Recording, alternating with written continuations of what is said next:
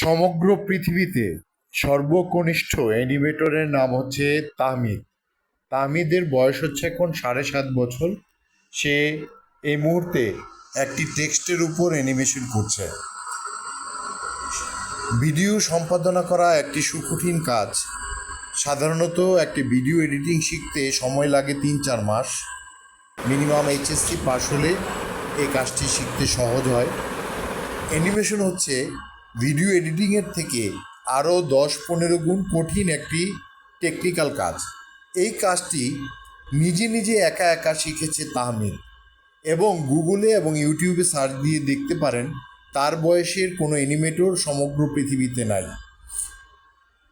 এটি গিনিস বুকে নাম ওঠার মতো একটি ঘটনা।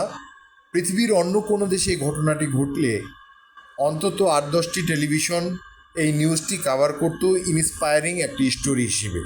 কিন্তু আমাদের দেশে গণমাধ্যমের যেহেতু মূল চরিত্র হচ্ছে নেগেটিভ নিউজগুলো তুলে ধরা, ইন্সপায়ারিং স্টোরিগুলো তারা ফোকাস করে না, সেহেতু এই ধরনের সংবাদগুলো মেইন মিডিয়াতে বা লিডিং মিডিয়াতে ওইভাবে ফোকাস হচ্ছে না।